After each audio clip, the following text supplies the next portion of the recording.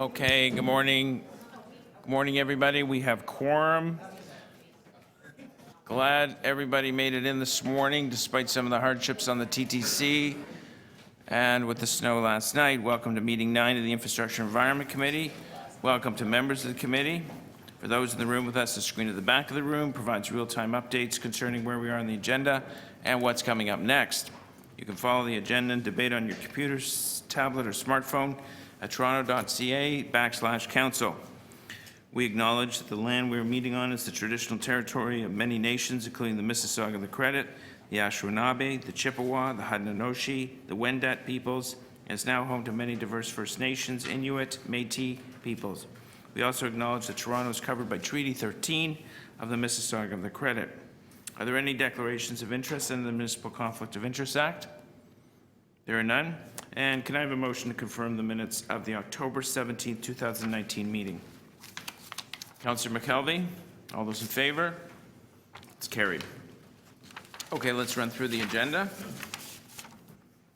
Item 9.1, purchase order amendment to increase value of contract for Sidcon contracting for mechanical litter removal services. Committee members, what would you like to do with this item? Councilor Layton, it looks like you're on the verge of moving it. I'll move it. No, that's very gracious of you to move it. All those. Bring it in-house. Okay, all those in favor? Opposed? That is carried. We would not vote here today. You better. Denzel, tell me when you're not going to be here. It was all over Twitter last night of the absent councillors.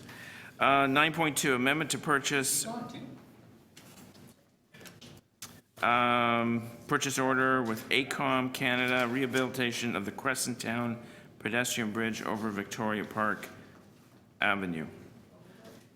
Moved by Councillor McKelvey. All those in favor? Opposed? That is carried. 9.3, amendment purchase order provision of construction services for truck loading biofilter upgrades at the Ashbridges Bay plant. I'll move the staff recommendations. Just a reminder, there's a confidential attachment. Moved by Councillor Layton. All those in favor? Opposed? That is carried. 9.4, non-competitive procurement agreements for common locate service providers for Toronto Water and Transportation Services divisions. I'll move it. Moved by Councillor Cole. All those in favor? Opposed? That is carried. I suspect if Councillor Minnan-Wong is coming in, that he might want to hold 9.5. He's shown a lot of interest in Metrolinx on Eglinton. I'm just wondering if we want to hold it down until. Yeah. If he is. Oh, you want to hold? Sorry, my apologies. Councillor Cole would like to hold it anyhow. So. Okay, so held by Councillor Cole, 9.5. And 9.6 is the congestion management plan. I've got some questions. Yeah, so Councillor Layton will hold that. I'm glad we're holding that one. We should talk about it for a few minutes. Nothing in. And we have a few new items to add to the agenda. And this is just to add them. Councillor Perusa, regarding ensuring quality of Toronto's drinking water. This is a really good idea. All those in favor of adding it to the agenda? Opposed? That is carried. Councillor Layton, federal funding for tree planting in the City of Toronto. Those in favor of adding it to the agenda? Opposed? That is carried. And Councillor Cole, Eglinton Avenue West between Allen Road and Old Park. This is the Allen Road. Just as full declaration, my parents fought against the Spadina Expressway. They lost.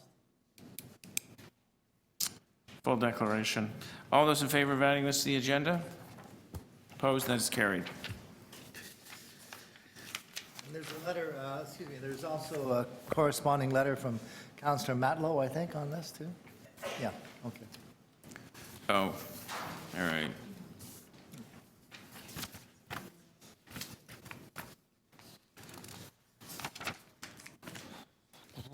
9.5? Eglinton. Oh, yeah. Councillor Coyle, you held 9.5. Yeah, and again, I'm holding it, just to ask questions here of staff, first of all. I know this was a motion that was moved by, motion related to this was moved by Councillor Min Wong before. I'm just wondering, Thank you. are these discussions with Crosslinx ongoing in terms of the repair of our sidewalks, our roads, as a result of the construction of the Eglinton Crosstown? Through the chair, there have been some initial discussions to seek clarification from Metrolinx on exactly what CTS are responsible for repairing both during the construction period and then following the construction period. So we've received details from Metrolinx and CTS of their obligations under the project agreement. What we've then done as staff is we've gone out and we've carried out a full condition assessment of the full length of the Crosstown project. To obtain current condition information, we've compared that with the condition information that we had from before Crosslinx started. We're just now overlaying those two pieces of information, so our survey information and the work which CTS and Metrolinx will be doing to understand where there are any areas which are missed or areas which we need to have a bit more discussion and look into in terms of exactly who will be responsible for repairing those sections. So that's the process we're in at the moment, and then we'll be having some detailed negotiations with them about where those responsibilities lie and who should be paying for those repairs on those sections which are questionable.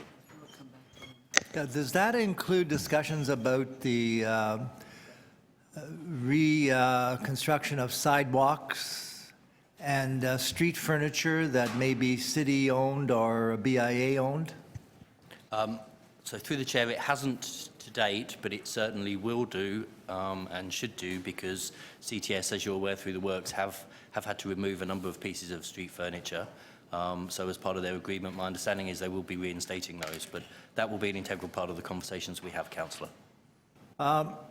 Another issue that comes up, we were on a safety walk, risking our lives yesterday at the Allen Road in Eglinton yesterday. And one of the issues that comes up is who is responsible for ongoing, let's say, safety enhancements or road paving or partial pavings that are needed as a result of construction causing potholes and sidewalk breaks. Who's responsible for those ongoing maintenance issues on our sidewalks and the road on the construction of the Crosstown? So through the chair, if those potholes and works are within part of the construction zone, i.e. work where CTS are constructing the Crosstown, then the project agreement is clear that they are responsible for maintenance during the construction period. So therefore, if there is, we have sometimes there's the creation of very, very serious damage to our roads at certain intersections. So should we contact which I've been doing, by the way, and I've been getting good cooperation from them lately. I've been contacting Crosslinx about dangerous, road fractures and that. Should I contact them or should I go through transportation first? So through the chair, I would suggest, Councillor, if you've been getting good cooperation from Metrolinx, that it's helpful for you to deal directly with them. What I would suggest is the moment if you have any problems or you feel they're not being responsive, then if you send those to me, then I can follow up and make sure that they are responsive. I have to say I share I echo what you've said about their responsiveness. We've had a number of instances along the route where we've asked them to rectify potholes and issues, and they've done that expediently. So. Yes, and also, if in your evaluation of this, the return of these roads to their original state and sidewalks, if the local BIAs can be, there's about 6 BIAs there in Eglinton that are affected, maybe even more.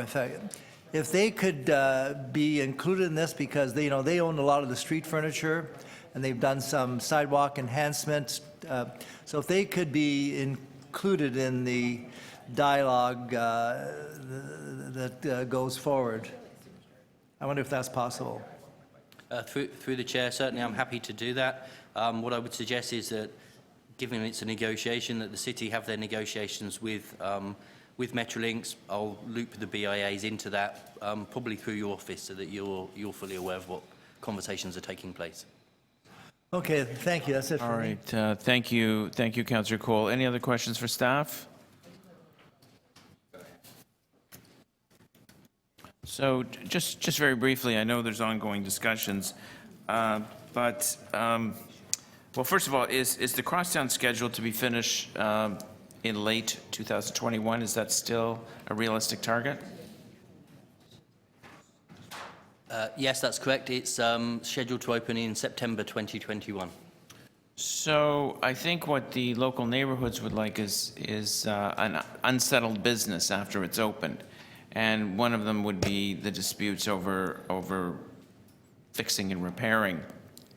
Do you think that you can get that resolved with a solution by the middle of next year, so that local businesses and ratepayers and BIAs have that sense of security that the matter's resolved?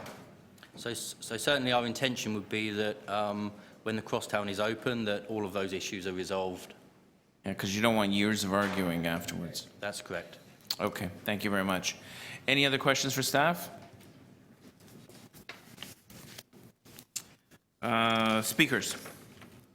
Councillor Cole. Yes, as I was saying earlier, we had a safety walkabout right at the mouth of the construction, probably next to Yonge and Eglinton. We were at the Allen and Eglinton West Station yesterday. And so this is a moving target because on a regular basis there are changes in construction processes where there's truck turnings that take place in a different direction. There's sometimes changes of passageways, which they did at Yonge and Eglinton, which they are doing a few changes there to pedestrian passageways at Eglinton West. We've had some issues at Eglinton and Dufferin. So it's not only just the final, the final remedies for this type of rebuilding of our sidewalks and roads as a result of the incredible construction that's going on Eglinton, but it's also the ongoing need for transportation in cooperation with Crosslinx to make sure the sidewalks and roads are safe to walk on, or that they're accessible for people who are mobility challenged. And this is no easy task because, as I said, nothing remains the same. From week to week, there's pretty significant changes in terms of construction processes and truck traffic. Everything is very flexible. So it's critically important to keep dialogue going with Crosslinx, which is the consortium doing the work for Metrolinx, so that there's daily attention paid to safety access for these extremely busy intersections, which are in many cases access points to subways, like at Yonge and Eglinton, at Dufferin, not a subway there, but certainly Allen. So that is a challenging task, to say the least, given that we have not only all the heavy construction dump trucks and earth movers and cement trucks on these roads on a daily basis, but we also have a very active construction industry in that part of the city along the Eglinton corridor. So it is really, again, daunting to try and keep on top of the safety of our roads. Really, it's a safety issue, and also the sidewalks, which are impacted on a regular basis. So I just think that we have to ensure that our staff is in constant contact with Crosslinx, and I would like to say that I've had some very good cooperation from them lately. We've had a serious safety issue at Dufferin and Eglinton. They responded very quickly with robust signage. They did some paving so people can walk and get to the bus. Signage of how to get to, like the TTC, when they move the stop signs, they don't tell you where they move them to. So, I mean, I was stuck one day there, it came on the Dufferin bus. The Dufferin bus is really the heart of the city. So if you get on the Dufferin bus, you know what the heart of the city is going through. So I'm trying to get on the Eglinton 32 bus to go east. I couldn't find where the stop was. And here I am, a former TTC chair, been on the Dufferin bus and on that on a regular basis. I couldn't find the stop. So I had to ask one of the seniors, where do they move the stop to? So he points, oh, it's 2 blocks way down there.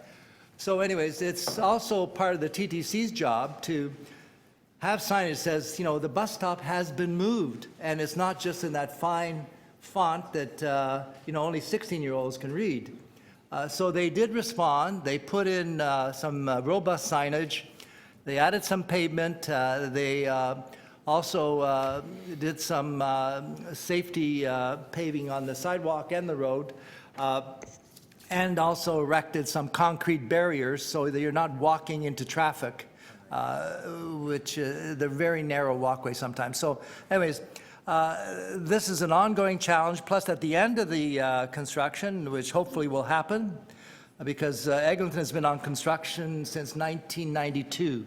We've had subway construction since 1992. So when I heard all this debate about the new, you know, mystery line and the Ontario line, whatever they call it, I couldn't believe there was no discussion about who pays for the impact on businesses, on communities, on these costs. There was no, who's going to pay for all those costs? You're a little over 5 minutes. That's it. Thank you.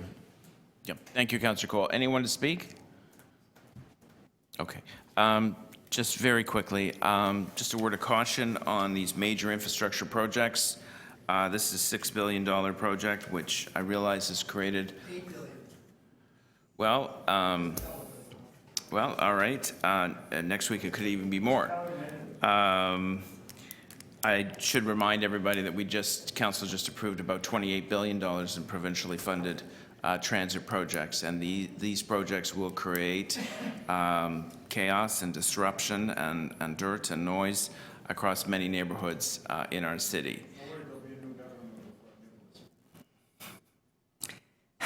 And it's important to point out to your local communities that while there'll be disruption and there'll be noise and there'll be inconvenience, at the end of the day, you're left with a better city, better transit, and better infrastructure. And that goes along with many of our other infrastructure projects, whether it be Toronto Water or forestry or solid waste, that the disruption, the noise, and the aggravation are a small price to pay for the upgraded infrastructure, a better transit system, and a better city. Thank you. Any other speakers? Councillor Cole?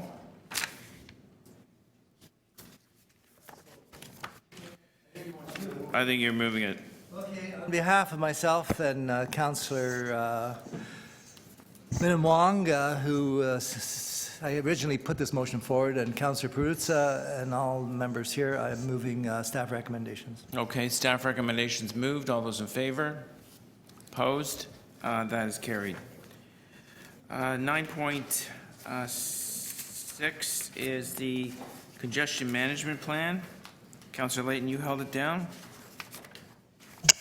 Sure. There's always a lot of discussion on this, so I figured it might be a good opportunity to dig in a little bit. On the active projects at the end of the review period, the traffic agents, where are we with transitioning those from Toronto Police to special constables?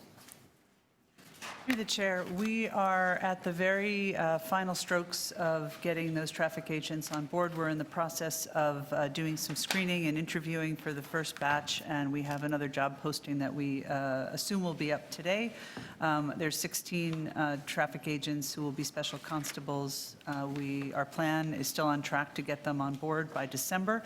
Until that time, we are going to be continuing to use the services of Toronto Police Service paid duty officers at the intersections that we've been managing. So what's been the delay here? Because it looks like Toronto Police Services Board approved the recommendation for the city to apply for special constables in October 2018 and in July 2019.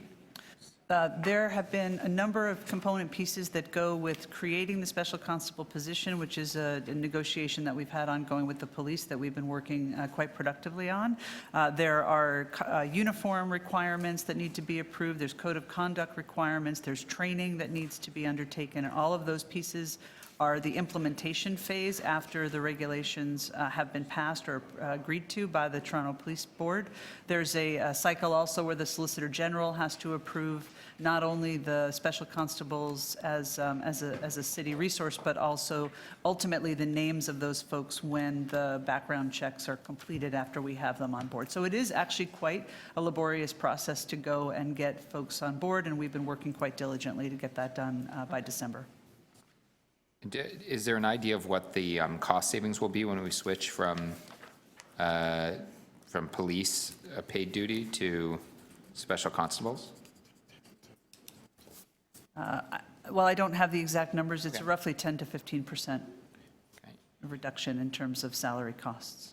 The smart traffic signal studies. So we did some studies and they were completed at the end of 2018. And based on those studies, we implemented pilots. That is correct. And then a report back on the evaluation of the pilots is coming at the end of this year. That is correct. We actually implemented 2 different types of systems at 22 intersections, and the assessment of, there were actually some issues in terms of rolling those out. Some of the pedestrian countdown phases were awkward for people, and so we really had to work with the vendor to make sure that that was working appropriately. And so we did a pretty significant after assessment before we go out to a bidding process so that we can take those to scale.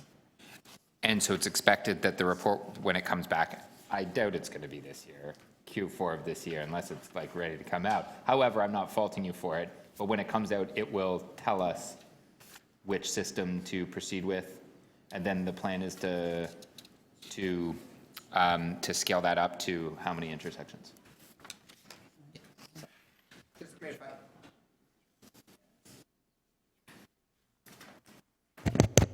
Okay. Just to clarify, the evaluation will be completed in this year, and the next year we are bidding for pricing only based on the evaluation. So we are going to disclose the evaluation to the vendors. So with that evaluation and they knowing how good or bad they have to provide us with a pricing, and that's where the final contract is going to be. It's going to be about pricing for several years. And through the chair, we will certainly have more of a specific idea of how many intersections we'll deploy at and what the threshold or criteria will be for where we deploy, because we know that adaptive signals work extremely well in situations that have certain conditions, like they have surge at peak periods and things of that nature. So they may not be appropriate to deploy everywhere, but we'll come back with a more fulsome plan for sure. Okay. Can you explain, I just don't know what the advanced traffic management system is. Through the chair, the advanced traffic management system is actually the central software that allows us to basically more actively manage traffic on the road. So in other words, dynamically change or have operators basically go in and change traffic signal timing plans to be able to monitor the cameras in an integrated manner and as well control the variable message signs, the travel time messages as well too. So essentially it's a central tool used by our Rescue Traffic Operations Center to effectively manage traffic. Okay. And is it all digital? Like, is it a entirely automated system? Through the chair, that's essentially correct. So if you can imagine before in the past, it was a case where the operators had to use disparate software applications, whereas the advanced traffic management system is basically one integrated application that basically allows them to more effectively manage traffic and use all the tools that are available to them. Okay. On the quick towing pilot, it doesn't say it here, but in the coverage, in the news coverage, these illegally parked cars were given a courtesy tow, where they weren't charged. Why was that? Through the chair, so they were certainly charged for the impound, is my understanding, but they were not charged for the towing fee because it was a pilot, and that was the decision that was made in consultation with the police to. I believe it was a 2-week pilot that we did, and so if taken to scale, that certainly would be on the table to make those charges be complete. So I don't get it, because if it wasn't part of the pilot, they would have been towed anyhow, correct? We tow out of rush hour lanes.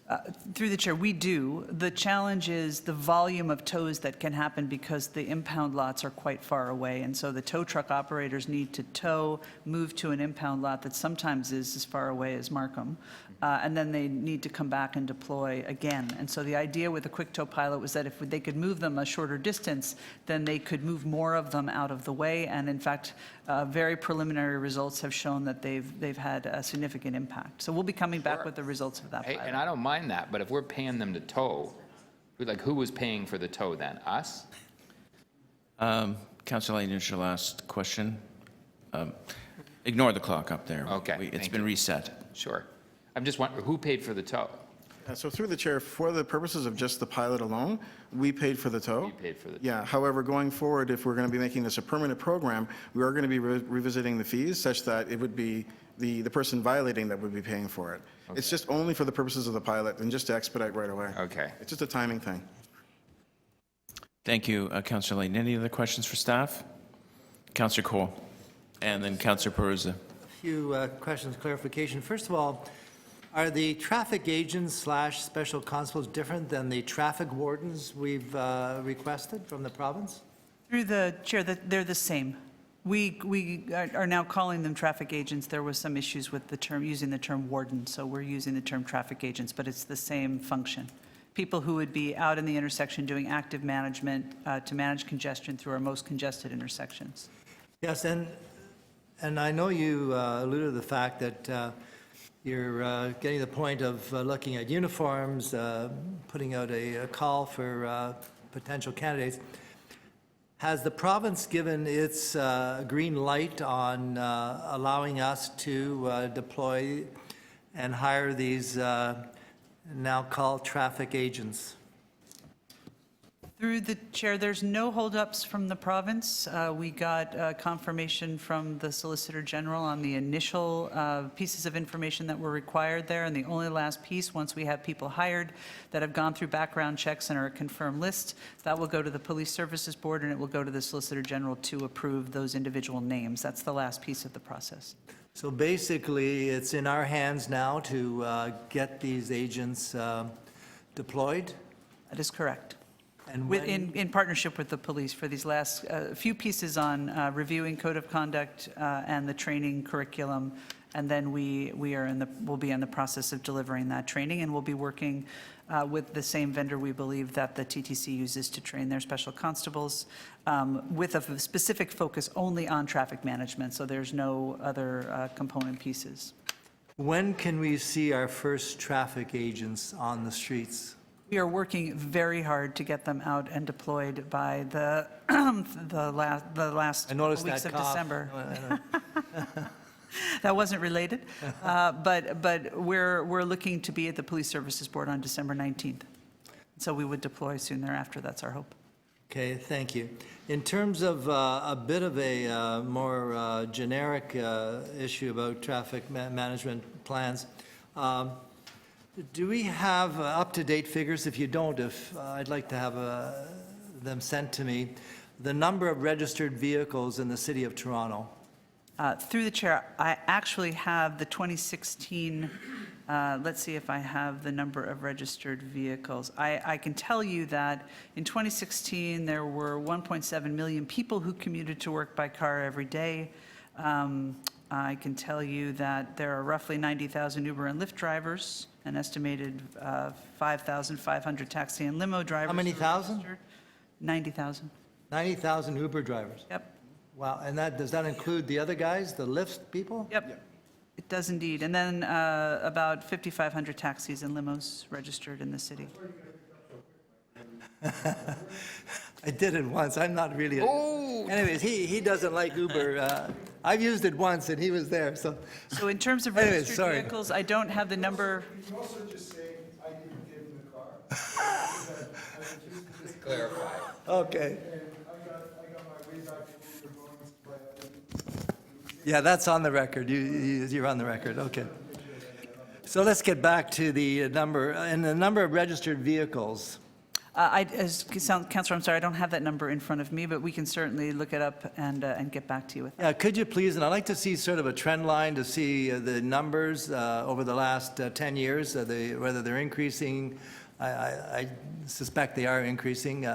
If you could make that available. The other thing is for my own ward, I just would like to get up-to-date figures on the number of vehicles that come off the 401 at Avenue Road every day, or access the 401 at Avenue Road every day, if possible, or within the next, within the last 6 months, a year. If you've got anything about that, access and egress to the 401 at Avenue Road.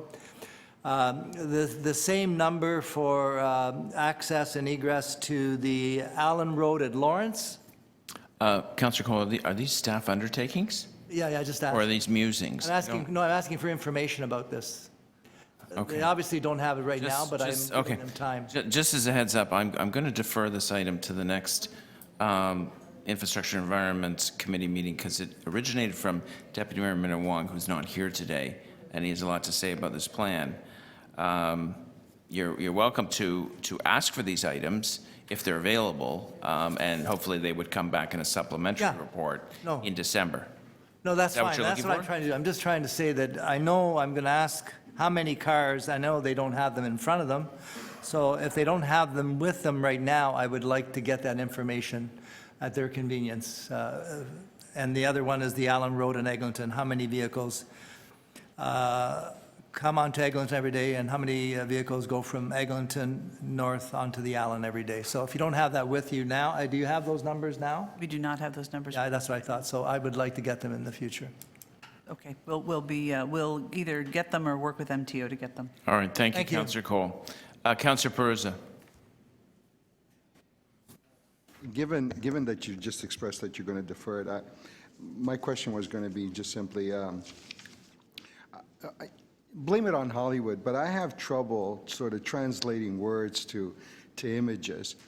When these reports come forward, would you be able to add graphics, for example, advanced traffic management system, a picture of the command center, what that looks like, so we know what we're talking about, right?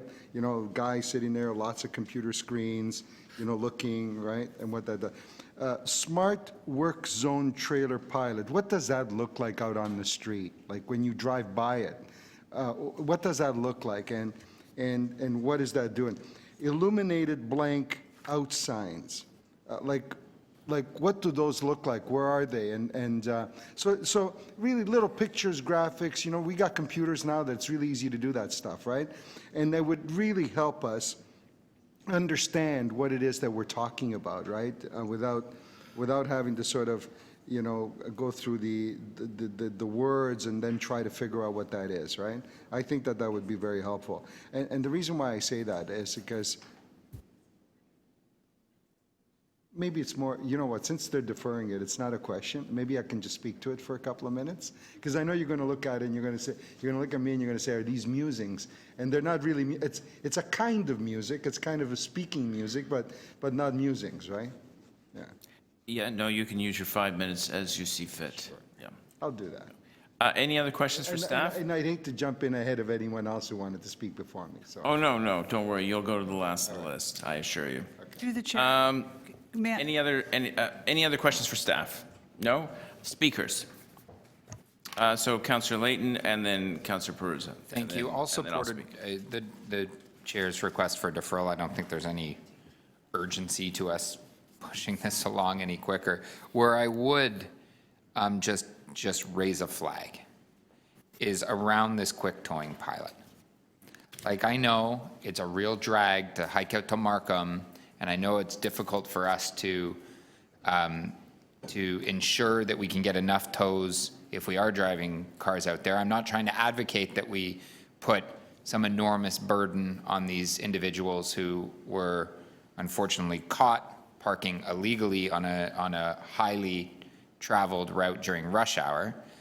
However, the thought of us picking up the tab for their illegal parking is unsettling.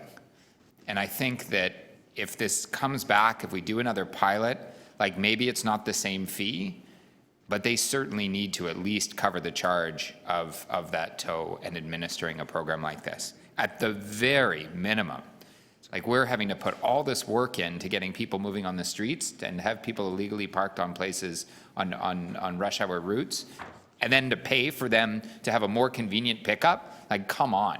Like, I get it's the, but I certainly don't think that us bending over so far backwards for these the individuals that are committing these infractions is worth the money. And it certainly sends the wrong signal when we're charging $300 to people that forgot to tap their Presto card. That's it? Councillor Peruzza? Yeah, just very quickly. Basically, when reports like these come forward, if they could be accompanied with, pictures and graphics, especially as it relates to traffic movements and traffic regulatory things, I think that would be very helpful to all of us. I know that over the years, I've gone through a number of these reports, and I've always had difficulty with them. In fact, that's a reason why at Transportation's invitation, I actually attended the traffic, what do they call it, the management center, along with Councillor McKelvey. I think you were there, right? When we went to the traffic management thing? Yeah. And they took us through the center and all the technologies. And the reality is that we spend mega millions on technology around this stuff that isn't always very clear in the reports, and how that technology is out there working, trying to make traffic flow and movements in the city a little easier and better. Like, I had no idea that, traffic lights have sensors on them, and you're standing there and it's like seeing you, and there's pilots, and then there's competing technologies around how you can do those things, and little sensors on the highway that, clock speeds and numbers, and all of this information is being shared by all of these different agencies that are in that business. And it would be really, really good to sort of understand that with a little more clarity. So I just make that request. So when the report comes back, maybe it can be just modified a little bit to add some of those things. I would be appreciative of that. Thank you. Make it easier for you too, Mr. Chairman. Yes, no, thank you, Councillor Peruzza. And this is a very important discussion. I'll just speak for a minute or two just to move a motion of deferral until the December 5th, 2019 meeting.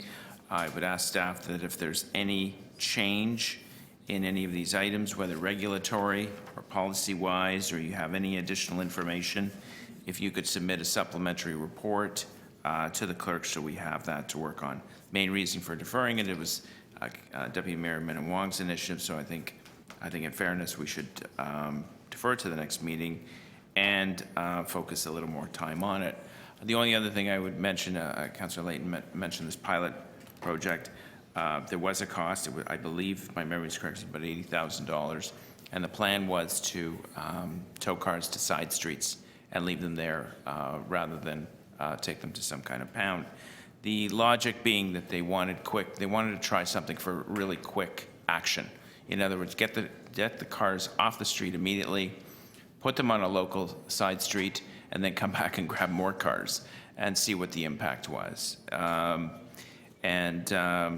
I think as a staff undertaking, if they have any data to release on that pilot by December the 5th, it'd be greatly appreciated if we could have it. But that was the logic behind that, to clear the streets quickly. And you cannot spend an hour and a half, you can't tie up a tow truck for an hour and a half and run an effective pilot, because that was the estimated amount of time it would take to remove it from the street and put it into a pound.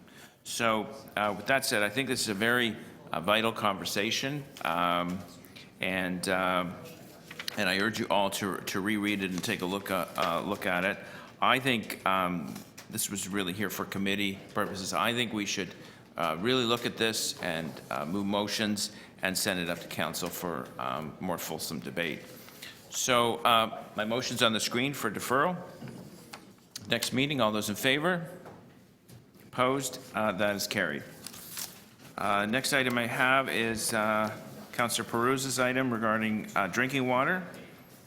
And questions for staff? No questions for staff? Okay. Committee members, we're on 9.7, drinking water. Are there any questions for staff? No? We're good? Okay. Motion on the screen. Oh, sorry, I didn't ask for speakers. Would you like to speak to the item? Okay, Councillor Perusa. Thank you so much, Mr. Chairman. As most of you know, there have been a number of articles in the media lately with respect to lead and the levels of lead found in some of our drinking water across the country, and it's very alarming. And I have to tell you, as that headline sat in the newspaper on my kitchen counter, and as I was like pouring a glass of water, I was thinking about my own copper pipes, right, and what that might mean for me. And I was thinking to myself, have I felt more aggressive lately than I normally do? Or, you know, because you think about that, right? Because for me, it was like I was going back to my readings on old Rome, you know, when the Romans would take this wonderful spring water, mostly from Abruzzi, the mountains, and funnel it into Rome, and then in Rome itself, run it in, in lead systems, right? So the lead content in Roman drinking water was exceedingly high. And lead, some of you may know or not know, has been linked to all kinds of things. And one of the things, and it's a heavy metal, obviously, and once it enters your system, it's very, very difficult to get out of your body. So we're kind of all walking around with probably a little bit of lead in us. And so next time you're feeling a little aggressive, you might say to yourself, maybe it's due to the lead in my system, right? But and you think about that, and it's been linked to all kinds of stuff. And one of the things it's been linked to is violence, right? And how and you think of old Rome, and you say, well, they were pretty violent. Right? A little lead, that would really make them really bad, right? So in any case, it's worrisome, and I think that what we need to do is we need to be very, very clear with Torontonians. So I think the first step that this motion asks, that I moved, is to post those results on the city's websites, in all of its detail, with any additional materials that might be helpful to Torontonians to try to, to help them figure out whether their drinking water is safe and how safe that is. And if it is safe, we should be reassuring them of that. And the second one is to bring those results here before the committee. And the other thing that we also need to sort of think about and work through and have staff help us understand is the methodologies that are used to detect lead in our water system. And that's why the second part asks for that information in that report to come before the next committee, the next meeting of this committee, for our review in action. And I think there will be ample opportunity at that time to be able to ask the staff all of the questions, the pertinent questions that we might want to ask about the state of our drinking water here in the City of Toronto. So I move that motion, and I would ask the committee to support that. Thank you so much, Mr. Chair. Thank you, Councillor Perusa. Any other speakers on the item?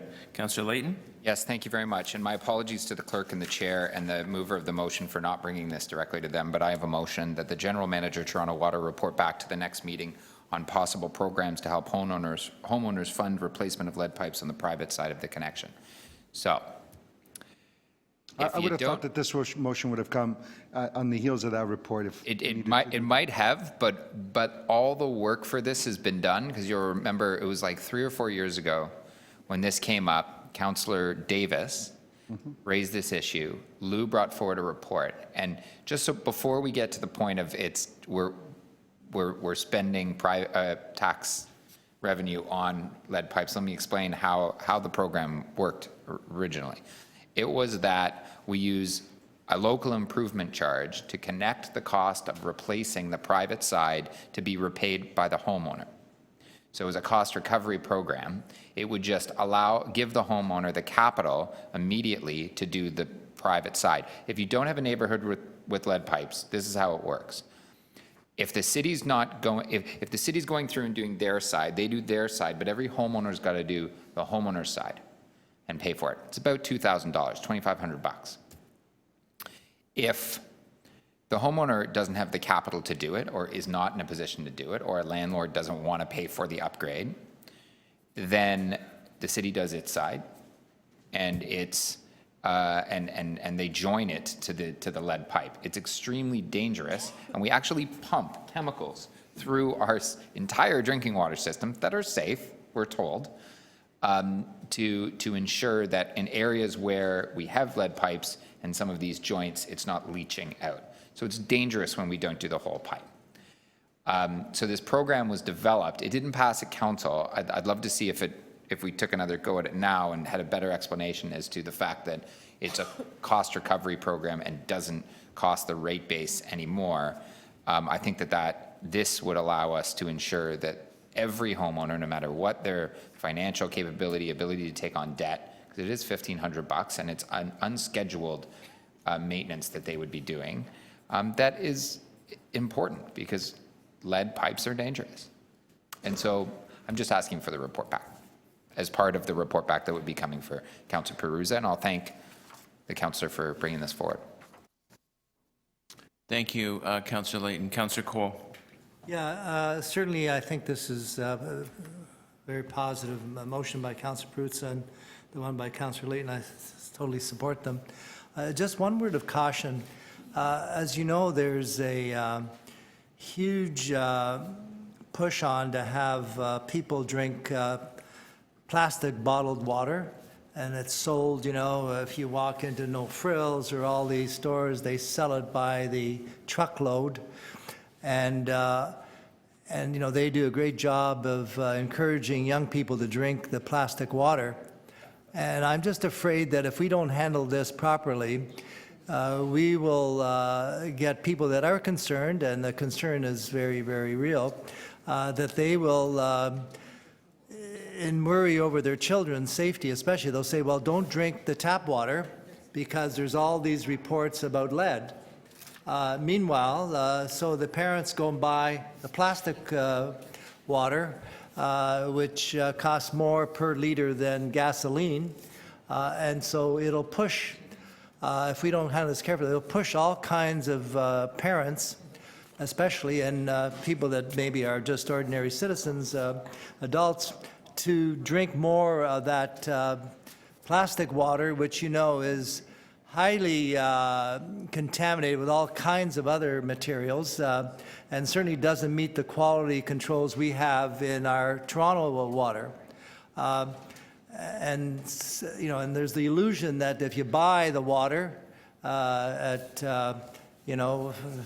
a buck, half a liter, whatever it is, it's going to be better for you, and it's cleaner, et cetera. So I just think in the way we handle this reporting and this whole issue that has been brought to light about lead contamination, that we ensure that we don't frighten people into wasting millions of dollars a day buying plastic water from Nestle's, who takes it out of the ground without paying for it. Anyways, thank you. We're out of our own taps. Thank you, Councillor. Thank you, Councillor Cole. Anyone else speak on the item? No?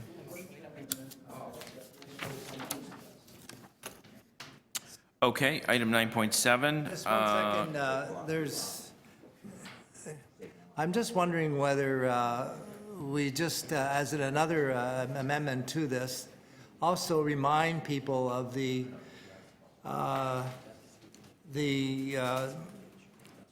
high quality of our drinking water, and that they caution them about buying bottled water, that there are things to consider when you're buying bottled water. I mean, maybe we can put that in, is that what you're saying?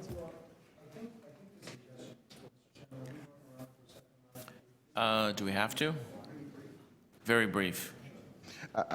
I think Councillor Cole is making a very important point, and I would hope that the staff, when they bring forward their report, at least add a section on what the regulatory requirements are for the vendors of bottled water, what they're like and what they're subject to, and if there's any relevant information in comparative data between Toronto's drinking water and some of the water that is found in bottled water, both at No Frills or Costco or wherever it is that people buy them. So if the staff had a small section in that report that speaks to that, we might be able to do some things with it when it comes forward. Yeah, yes, and I think staff maybe has noted that in their report. I don't know if I have to move a motion. Where's Lou? Can that be included? Oh, sorry. I'm sorry, I'm a bit. A reminder about the quality control we have in Toronto water, and purity levels, if we can include. Staff report, we already have a staff report that was submitted to all councillors in June, so we'll be dusting that off, but we'll add to it by talking about the sampling protocols. So within that, we'll give you an update on all the things we do to protect our system. Yeah, and I don't know Yeah, if that's it's fair. appropriate for us to remind the citizenry of the cost of buying that plastic water at No Frills. Can we remind them that, Well, there's a huge I- cost and. Okay, so my suggestion would be that if the general manager of Toronto Water has a recent report to handle those issues, it be submitted to the clerk as a supplementary for the next meeting when item 2 comes back. Regarding consumer alerts and that, I don't know if we're in a position to say that, but in the interim, I would reach out to any advocacy groups and have them depute on the matter, and they can share their expertise on the downsides of bottled water and what it does to the environment. That's what I would do. Invite them to depute, because water policy will be on the next committee agenda. As chairman, you will invite them? Yes, we will invite people to talk to that. Yeah, just educational. It's not advocacy. I mean, it's just a part of our ongoing education campaign. Fair enough. Okay.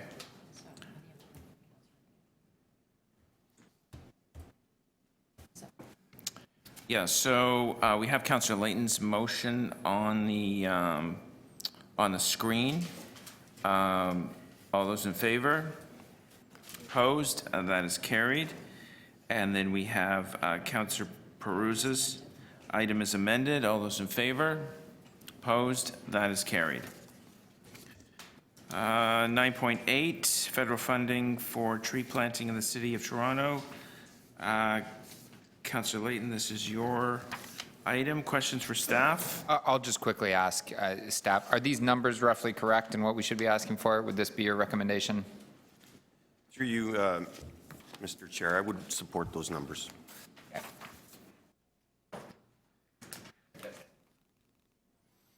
Any other questions for staff? Okay. Speakers? I'll just speak very quickly. And if people feel more comfortable doing this by way of a referral to staff for a report to come back, I'm fine with that too. However, we consulted staff, and given that the government is right now developing some of their strategies for how they are going to put action to the promises during their election, I'll remind people they promised to plant 2 billion trees. It's a whole lot less expensive to plant trees in non-urban areas, but it doesn't make it better. There are a whole lot of benefits of planting trees in urban areas around air quality, around heat island effect, the list goes on. We have an aggressive strategy for implementing our tree canopy, but resources are stretched. We're probably not necessarily on track to achieve what we want to of a 40% tree canopy by 2060. A lot of it has to do with incremental weather and the costs of climate change to our tree canopy. So I've put forward a request that I want the federal government to ensure that part of their 2 billion tree strategy is actually in urban trees, and this is kind of the range that a large municipality would need. So that's it. That's the motion. Okay. Councillor McKelvey. Thank you, Mr. Chair. I do like your idea of referral, in part because I feel like we need to do some prioritization in terms of what we're asking for the federal government right now. We also have a plan to be net zero by 2050. We have our ravine strategy, and part of where I've been trying to figure things out is they're all interrelated, and do we need to update our target, for example, for tree planting, or should that also be merged into the ravine strategy? So I think there's multiple asks that we have of the federal government.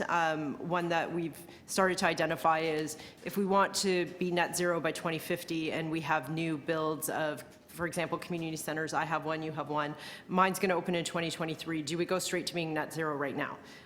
Why are we going to build it and then have to go back and upgrade it and update it? So I leave it to you if you want to refer it. I'll also take it as it is, but I do think that we need to be a little more coordinated in the way we're asking of things of the federal government. I also think we need to start to prioritize them and look at the interrelationship between these different strategies.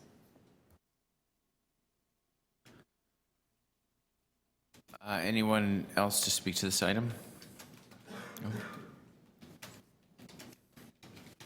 Okay. Motions before us. Goes to council. Okay. Motion, all those in favor? Motion to adopt? Opposed? That is carried. Item 9.9, traffic and pedestrian safety management along Eglinton Avenue West between Allen Road and Old Park Road. Councillor Cole. Yes. Question for staff? Yes, for staff. We had a walkabout with Metrolinx officials and Crosslinx officials yesterday, and I'm just wondering if before this report comes back, if in the interim, I know I've had very successful walkabouts with Dan Clement and Sean Darch and other people on these very contentious traffic intersections. Is it possible that in the interim, even if my office or through you can set up a meeting with me and maybe a couple of local residents just to implement perhaps some immediate steps to make it a little safer for pedestrians especially in this very dangerous intersection, especially from the Allen Road east to Old Park, where 5 lanes of traffic are converging into one lane, and you know, I know this report will help maybe come up with a way of moderating it, but can we do something? I know there's a couple of things that might be done immediately just to make it a bit safer. For instance, there's all kinds of people making these wild U-turns, and they're going up on sidewalks to make U-turns to get onto the Allen. So maybe we could get barriers there. So is there an interim type step we can take before this report comes back to us, just to give people a sense of safety on Eglinton and so they can walk with their children on the sidewalks? Through the chair, we're happy to meet with you and some residents to come up with that.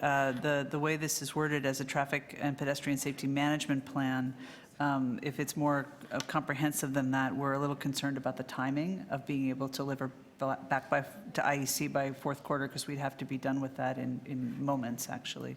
So I would prefer to come and meet with you and residents and come up with some interim measures for things that are problematic and make a plan to move forward, probably in the first quarter with a more fulsome plan.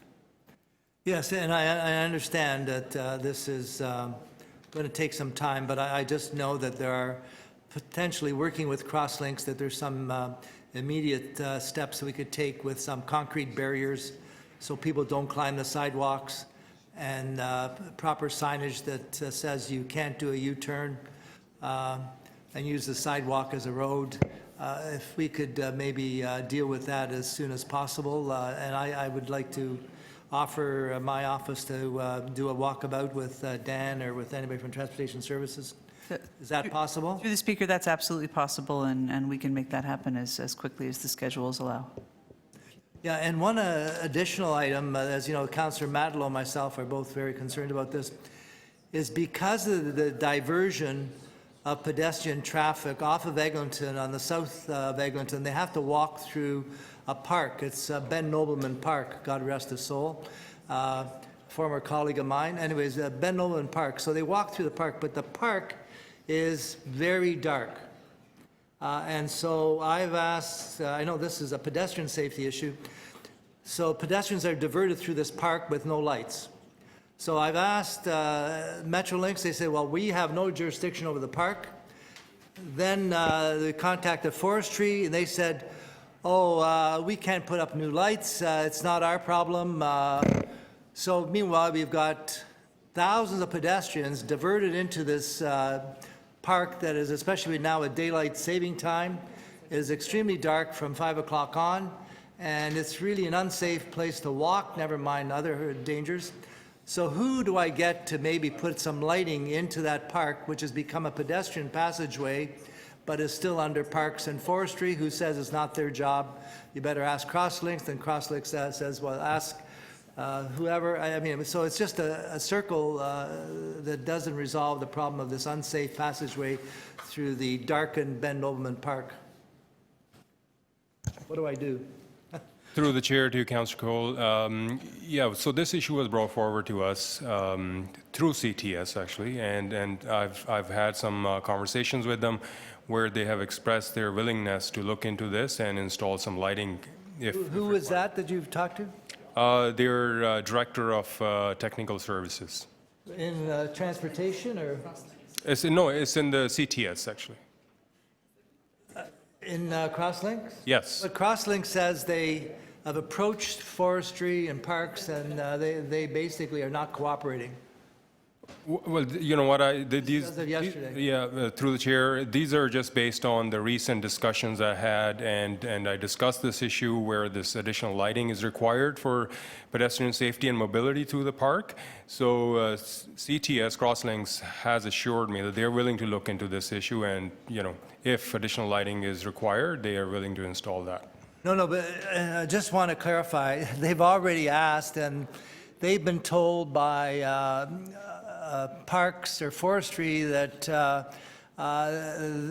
they have no right to do that because it's Parks property, it's not Crosslinx jurisdiction, it's off the road.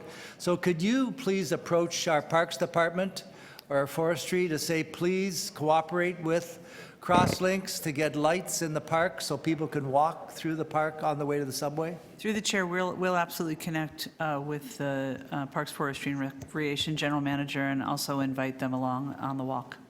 Thank you so much. Thank you.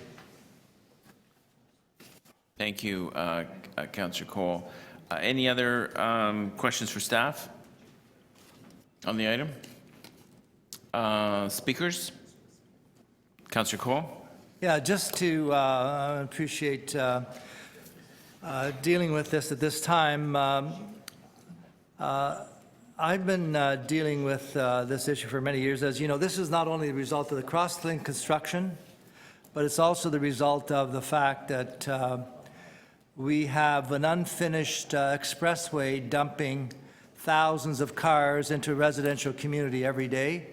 And so it's been compounded by this massive construction project, so it's not an easy thing to deal with, and there are no quick solutions. But so all along with transportation services, with Crosslinx, Metrolinx, we've been trying to, and this goes back to Councillor Mihevik, former Councillor Cole, when your father was involved in opposing this Spadina.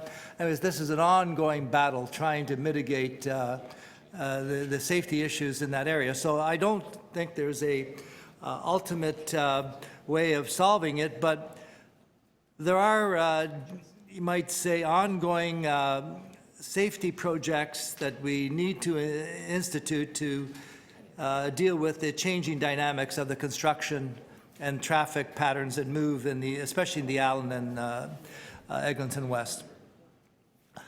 So what I'm looking for in this study, in this report back, as so is Councillor Matlow, is a way of trying to ensure that the pedestrians, the children, the shopkeepers, the drivers have an environment that's somewhat safe. Right now, it is unsafe to walk, drive in that area. Again, with the volume, the narrow lanes, the truck movements. So as a result of that, we've had good cooperation from Crosslinx that has deployed crossing guards at Yonge and Eglinton, and I've talked to Crosslinx already, and they're very open to the possibility of them paying for crossing personnel at the Eglinton West Station and also at Old Park Drive, where most of the turning takes place, where the people do the U-turns onto the sidewalk. So this is what this is about. So I'm looking for some interim measures whereby we can at least bring some sense of sanity to the area around the Eglinton West Station. Right now, it is total insanity with anger management issues, pedestrian confrontations. The local shul there, the city shul, on the corner of, I think, Old Park and Eglinton there, we were lucky enough through Public Realm to get them planters. We have about 7 or 8 planters because, as you know, most of the members of the shul there, they will walk to the shul on the Sabbath, holidays, and they will also congregate outside. So they felt unsafe even going to shul without protection on the sidewalks. Just a reminder, Councillor Cole, you amended your original motions. I believe there's 2 minor amendments in front of you. It's very important to move them, and we'll vote on them. Okay. So I'll move the one that recommendation 1 be amended to report back in the first quarter of 2020. And secondly, I'll move that the General Manager of Transportation meet with the local council to address immediate pedestrian safety concerns. So I'll move that. And I'll just finish up with the city shul. So again, that's how hazardous it is. You can't even go to shul without being worried about being run over by a car on the sidewalk. So we've had to put planters on Eglinton at the corner where the shul is. But the local BIA wants more planters or concrete barriers right along the sidewalk so people will not make U-turns up onto the sidewalks. And Elaine Marks and the people as part of the Uptown or the Upper Village BIA are very cooperative. And in fact, the daughter of the president of the Uptown BIA, her daughter was hit by a car and was seriously incapacitated because of a car right there. So this is the person who's got a little sewing shop on Eglinton. So it's not just, somebody's fantasy that is unsafe there. Just ask Elaine Marks, and she'll tell you the reality of trying to run a little sewing shop there and having your kids try to go to school when cars are driving on sidewalks on a regular basis. Okay. Okay? All right, the ghosts of the Spadina Expressway continue to haunt. Okay, so Councillor Cole has two amendments. You want to just take it as a package? Committee's okay to take it as a package, the two amendments and the item? All those in favor? None opposed, that's carried. I think that concludes our business for today. Thank you very much, committee members, members of the public, city staff, clerk's office, mayor's staff. Enjoy the rest of the day. Two motions that we did at the end. Yeah, did I sign them? Yeah. I think you could, yeah, if you could sign them for me, that'd be great.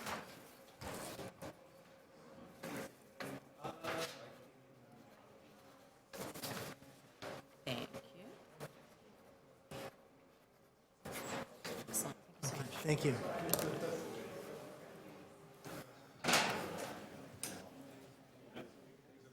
So, guys, so we'll do a little, with your availability, wherever it is, whether it's, a walk around there. I won't bring them, maybe I'll bring one.